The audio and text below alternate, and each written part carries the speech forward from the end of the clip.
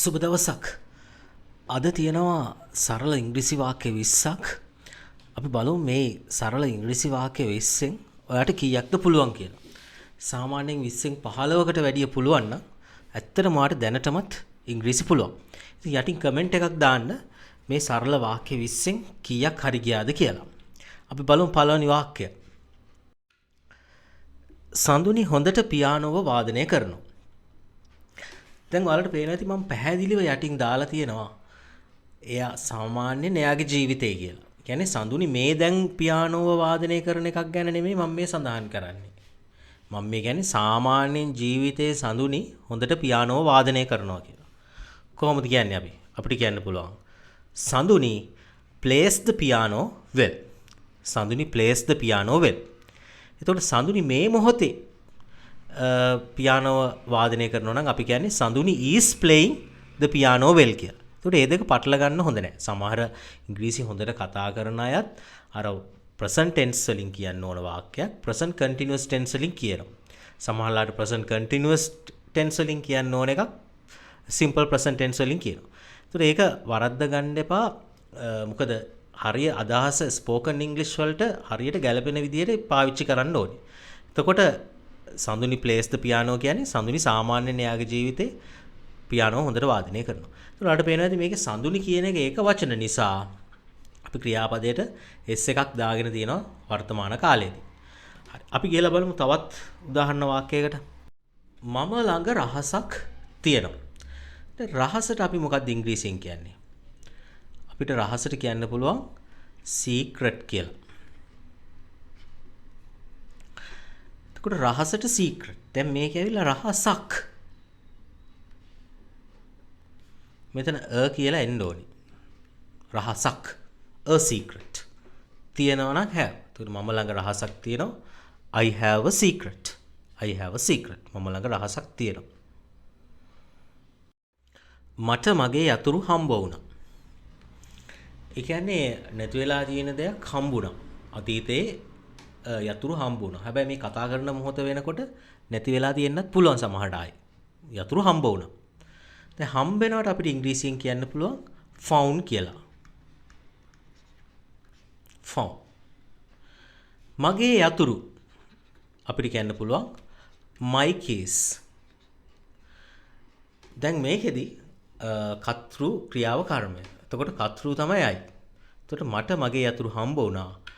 I found my keys. I found my keys. අපි හිතමුකෝ අපිට ඉංග්‍රීසියෙන් කියන්න ඕනේ මේ නැති වෙලා තිබ්බ යතුරු දැන් මගේ අතින් හම්බෙලා තියෙන්නේ. මේ හම්බෙලා දැන් මගේ අතේ තියෙනවා. අන්න එතකොට අපි කියන්නේ I have කියලා එන්න ඕනේ. I have found my keys. එතකොට I found my keys කියන එකේ I have found my keys කියන එකේ පොඩි වෙනසක් තියෙනවා. වෙනස තමයි have කියන එක දැම්ම ගමන් ඒකෙන් අදහස් වෙනවා මේ කතා කරන මොහොතේ දැන් යතුරු ටික තමන්ගේ අතේ තියෙනවා කියන එක ඒකෙන් හැඟ වෙනවා.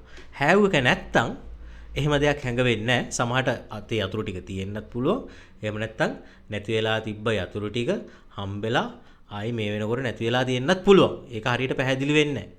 එතකොට අපිට හරියටම කියන්න ඕනේ දැන් යතුරු ටික අතේ තියෙනවා. නැති වෙච්ච යතුරු ටික අතේ තියෙනවා. අන්න එතකොට අපිට කියන්න පුළුවන් I have found my keys. හරි. අපි යමු අංක 4ට. ඒකෙන් ඔයාට හොඳක් වෙයි.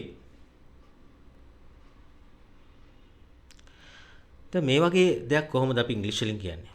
ඒකෙන් ඔයාට හොඳක් වෙයි. අපිට කියන්න පුළුවන් it will do you good. It will do you good.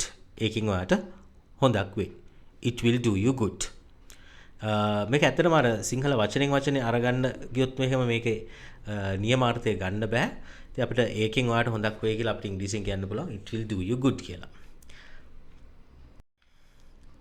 මම ළඟ ප්‍රශ්න ටිකක් තියෙනවා. දැන් තියෙනවා නම් අපිට ඉංග්‍රීසියෙන් කියන්න පුළුවන් have කියලා. මම ළඟ I have ප්‍රශ්න ටිකක් කියන එකට අපිට ඉංග්‍රීසියෙන් කියන්න පුළුවන් some questions. some questions. ඒතකොට මම ළඟ ප්‍රශ්න ටිකක් තියෙනවා අපිට ඉංග්‍රීසියෙන් කියන්න පුළුවන් I have some questions. I have some questions. ඔහුගේ ඇඳුම් වලින් දුර්ගන්ධයක් හමනවා. කෙනෙක්ගේ ළඟ ඇඳුම් ගඳයි. කෙනෙක් ඇඳුම් නම් වලට අපිට කියන්න පුළුවන් his clothes. his clothes.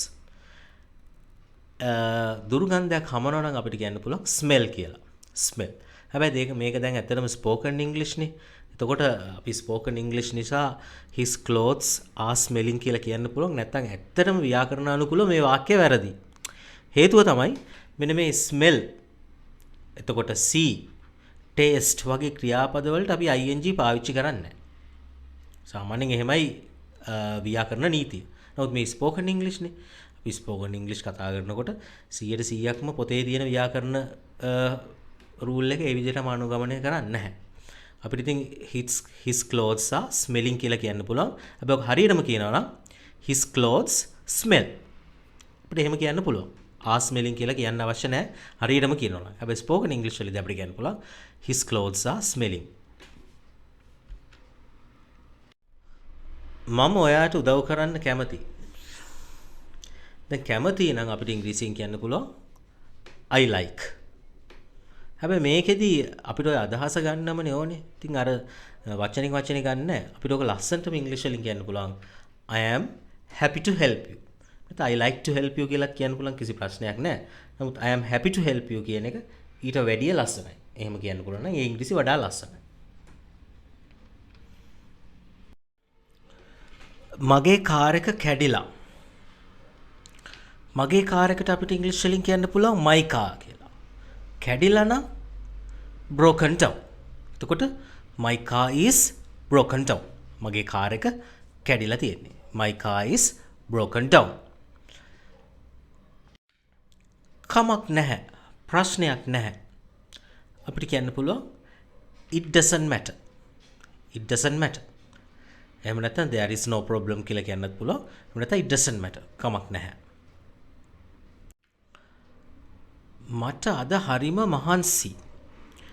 දැන් මහන්සි නම් ඔයාලට හරිම මහන්සි නම් ඔයාලට කියන්න පුළුවන් I am very tired today කියලා. දැන් tired ඇත්තටම එහෙම spoken English වලදී කිසි ප්‍රශ්නයක් නැහැ. එහෙම කියන්නත් පුළුවන්.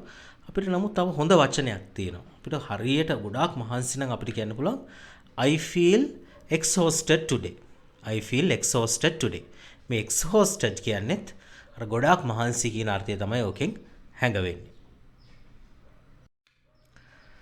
අපි ඉක්මන් කරන්න ඕනේ. කියන්නේ අපි ඉක්මන් කළ යුතුයි. We must hurry up කියලා කියන්නත් පුළුවන්. එහෙම නැත්නම් we have to hurry up කියලා කියන්නත් පුළුවන්. එහෙම නැත්නම් අපිට we need to hurry up කියලා කියන්න පුළුවන්. අපි ඉක්මන් කළ යුතුයි. We need to hurry up.